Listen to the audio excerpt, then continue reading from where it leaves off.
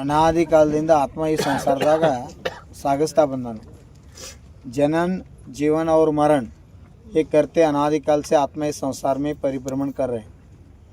जिस जीव का 7 से पुण्य होगा उस जीव का मरण मंगल होगा। जिसका मरण मंगल होता है उसका जीव का मंगल हो जाता है। 4 मंगल बोलते हैं ना, चत्तारी मंगलम, उस पद में हमको विराजमान होना है। जब कल्पना आते ही हमने डोंगर वाले बाबा का 3 परिक्रमा डाली। उसका परिणाम इतना शुभ था। मुझे इधर ही क्षेत्र में दीक्षा लेके, पिंची कमंडल लेके, चुल्लिका बन के माझा हे अंतिम देह त्याग करके मेरा कल्याण करना है, ऐसे भाव व्यक्त किया। मैंने बताया देखेंगे आपका शरीर कैसे साथ देंगे, उसके हिसाब से हम आगे का निर्णय लेंगे।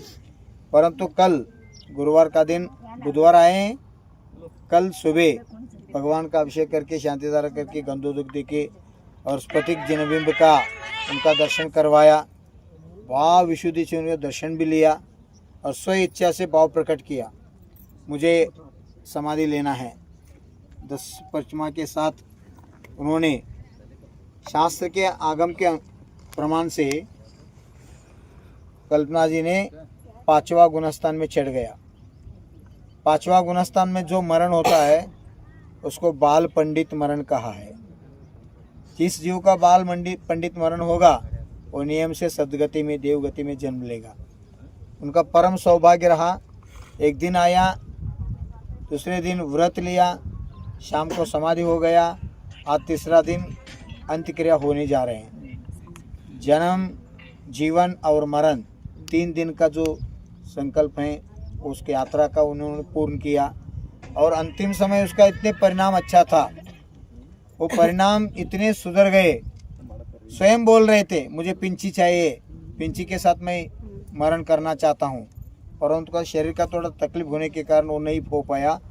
आज हम सुबह देख के उनको सल्लेखाना अर्थात शुल्ली का दीक्षा दे के आगे का निर्णय लेना था, परंतु उनका इतना 7 से पुण्य था। जिस क्षेत्र पर 772 मुनिराज अंतिम सुरती के लिए आचार्य भद्रभाव चौमासा करके साधना किया है, उस धरती पर उनका समाधि होना सिर्फ 3 दिन साधना में, ये छोटी बात नहीं, बहुत 7 से पुण्य का काम है। ऐसे मंगल मरण सबका होना चाहिए। भव्य जीव है तो ऐसा मरण हो जाता है।